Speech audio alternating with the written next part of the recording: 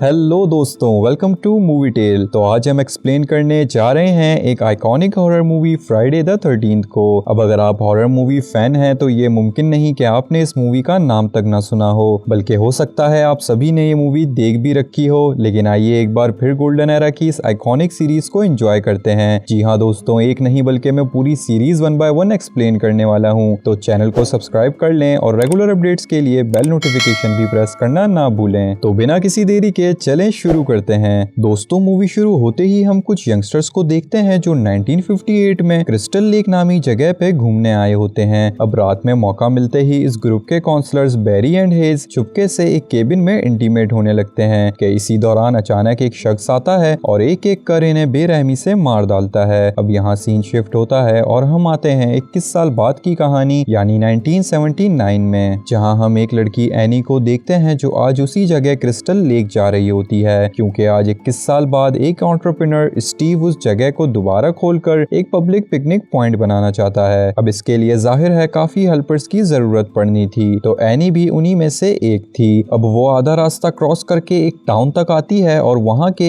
एक बार में जाकर उस लेक का रास्ता पूछती है, पर उसके इस सवाल में वहाँ मौजूद सभी लोग ऐसे शॉक्ड होते हैं जैसे उसने मौत का रास्ता पूछ लिया हो। खैर, फिर वो उसे रास्ता भी बताते हैं और इत्तेफाक से वहीं एक शख्स एनॉक्स भी होता है जो उसी तरफ जा रहा होता है। तो बारटेंडर के कहने पे वो एनी को लिफ्ट देने के लिए भी राजी हो जाता है। अब वो लोग बाहर निकलते हैं कि वहीं एक शख्स रेल्फ होता है जो उसे कहता है कि तुम जा तो रही हो पर कभी वापस नहीं आओगी। अब एनॉक्स उसे इस टाउन का पागल बताते हुए इग्नोर करने कहता है और फिर ये लोग अपनी मंजिल पर निकल पड़ते हैं। अब रास्ते में एनॉक्स खुद भी एनी को वहां जाने से वार्न करता है उस जगह के खतरनाक पास्ट की वजह से, जो कि ये था कि 1957 में वहां एक लड़का डूब के मर गया था। फिर इसके बाद 1958 में मूवी के स्टार्ट वाला सीन जहां उस कपल का मर्डर भी हुआ और इस तरह के काफी हादसों की वजह से लोग अब उस जगह को ही मनहूस बोलते हैं, क्योंकि आज तक कभी पता ही नहीं चल पाया कि वो सब किसने किया। पर ये स्टीव पिछले एक साल से इस जगह को बनाने में लगा है और अब इस पे ऑलमोस्ट $25,000 लगा चुका है, जो कि उस जमाने की एक अच्छी खासी अमाउंट है। खैर, एनी भी बस उसकी बातें सुनती है और बंदी टफ थी तो बिना किसी खौफ के अपनी मंजिल की तरफ ही फोकस करती है। अब कुछ ही देर सफर करने के बाद एनॉक्स का रास्ता अलग होता है तो वो उसे बस वहीं तक उतार देता है। अब थोड़ा और पैदल चलने के बाद एनी को एक और गाड़ी दिखती है जिससे वो लिफ्ट ले लेती है। अब वो लिफ्ट देने वाला शख्स कौन था ये तो हम नहीं देख पाते, लेकिन कुछ ही देर आगे चलने के बाद एनी को रियलाइज होता है कि ड्राइवर ने लेक जाने वाला रास्ता जानबूझ के पीछे ही छोड़ दिया है। और जब वो इस बात का जिक्र उस शख्स से करती है तो वो बिना कुछ बोले बस गाड़ी भगाने लगता है, जिससे एनी घबरा जाती है और उसके गाड़ी ना रोकने की वजह से गाड़ी से खुद ही कूद जाती है। पर कूदने से वो जख्मी हो गई थी और अब जंगल की तरफ भागने लगती है, जहां वो शख्स भी गाड़ी रोक के उसका पीछा करता है और जल्द ही उसे पकड़ के उसका गला काट देता है। अब वो तो मर जाती है, लेकिन स्टिल हमें यहाँ उस कातिल का चेहरा नहीं दिखाया जाता। दूसरी तरफ लेक पे बाकी हेल्पर्स भी पहुंच जाते हैं, जिसमें शामिल होते हैं Jack, Ned, Bill, Marcy, Brenda and Alice. अब ये लोग सब मिलकर उस जगह को अच्छा खासा सेट कर चुके होते हैं कि अगले दिन भारी तूफान का अंदेशा होता है, जिसकी वजह से इनका अगला दिन ऑफ रहने वाला था। और यही सोचकर स्टीव शहर की तरफ सप्लाईज लेने निकल जाता है। अगले सीन में हम जैक एंड मार्सी को देखते हैं जो तूफान की वजह से एक अलग केबिन में रुक जाते हैं और वहीं इंटीमेट होने लगते हैं। अब ये लोग तो ठंड दूर करने के लिए अपनी ही गर्मी हासिल करने में लगे थे, बिना इस बात से अनजान के इनके ऊपर भी कोई पूरी तरह ठंडा पड़ा था। जी हाँ दोस्तों, कातिल ने नेड का गला काट कर उसकी लाश को पहले ही इनके ऊपर वाले बेड पे छोड़ दिया था।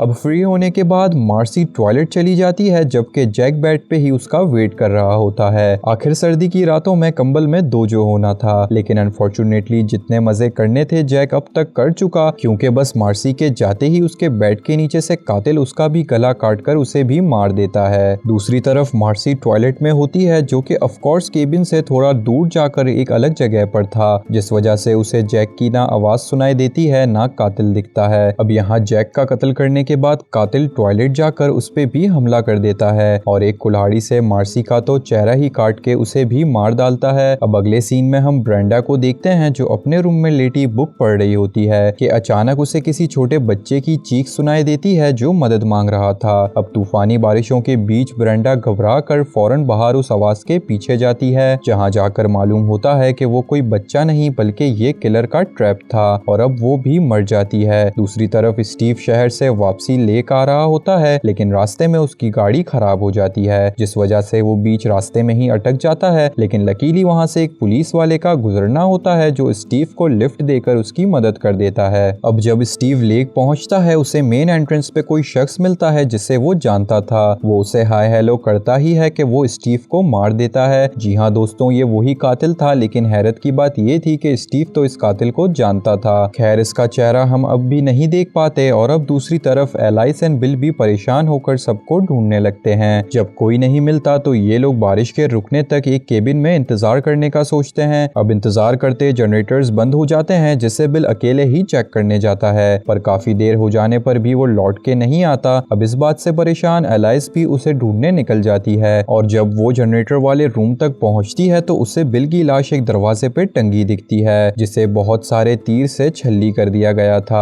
अब ये देखकर वो घबरा जाती है और दूसरे केबिन में जाकर अपने आप को अंदर से बंद कर लेती है, जहाँ कुछ देर बाद उसे स्टीव की गाड़ी आती दिखती है। अब वो उससे मदद मांगने फौरन उसकी तरफ बढ़ती है, जहाँ उसे गाड़ी से स्टीव नहीं बल्कि एक औरत मिसेस वोरिस उतरती दिखती हैं। वो अपने आप को स्टीव का पुराना दोस्त बताती हैं और फिर एलाइस से बाकी लाशें दिखाने को कहती हैं। अब जब वो ब्रेंडा की लाश के पास पहुंचती है तो हमें मालूम होता है कि इस पूरी कत्लो-गारत के पीछे था कौन। जी हाँ दोस्तों, यहाँ मिसेस वोरिस यानी ये औरत पैमला वोरिस एलाइस को बताती है कि आज से 22 साल पहले 1957 में जो लड़का जेसन डूब के मरा था वो उसका इकलौता बेटा था और अब वो किसी को भी ये जगह खोलने देना नहीं चाहती, इसलिए वो ही ये सब कत्ल कर रही थी। और यहाँ हम ये भी देख पाते हैं कि वो दिमागी पागल हो चुकी है। वो यहाँ जो भी आता है उसे जेसन की मौत का कसूरवार मानती है, जैसे कि 1958 में उस कपल को उसने इसलिए मारा क्योंकि वो वहाँ मजे कर रहे थे और जेसन को बचाने नहीं गए, जबकि हकीकत ये थी कि जेसन तो उससे पिछले साल ही मर चुका था। और अब 21 साल बाद जब ये लोग यहाँ आए हैं तो वो इन्हें भी इसलिए मार रही है कि इसे लगता है कि जेसन अभी भी पानी में डूब रहा है, मदद के लिए पुकार रहा है और इनमें से कोई भी उसे बचाने नहीं जा रहा। खैर, अब एलाइस उसे धक्का देकर वहाँ से गाड़ी की तरफ भागने लगती है, जहाँ गाड़ी में उसे एनी की भी लाश मिल जाती है। जी हाँ, वही एनी जो मूवी के स्टार्ट में लिफ्ट लेने की वजह से मारी गई थी। यानी एनी को लिफ्ट देकर मारने वाला कातिल भी कोई और नहीं बल्कि पैमला ही थी। और वो सब खास आज की रात इसलिए कर रही थी क्योंकि इस मूवी का नाम फ्राइडे द 13th इस बेस पे रखा गया है कि आज ही जेसन की बर्थडे भी आती है और इस मूवी की कहानी भी एक ही रात पे बनी है जो कि जेसन की बर्थडे वाली ही रात है, यानी फ्राइडे द 13th की रात। और आज उसकी माँ और भी पागल हो जाती है, जिसे बस जेसन की आवाज सुनाई देती है जो उससे इन सब को मारने का कहती है। अब वो उसी आवाज को सुनते एलाइस के पीछे जाती है, जहाँ उसे पानी के किनारे पकड़ लेती है। लेकिन फिर एलाइस वहीं पड़े एक चाकू से पैमला की तरफ हमला करने बढ़ती है, जिसे देखकर अब इतने कत्ल करने वाली पैमला एक चाकू देखकर ही 50 रुपया काट इसकी ओवर एक्टिंग वाला रिएक्शन देती है और एलाइस उसकी गर्दन ही धड़ से अलग कर देती है। अब घबराई एलिस वहां से एक बोट में बैठ जाती है और पानी में थोड़ा आगे जाते ही उसकी आंख लग जाती है, जहां सुबह होते ही उसकी आंख खुलती है और वो जेसन की गली हुई लाश को पानी से निकलकर खुद पे अटैक करता देखती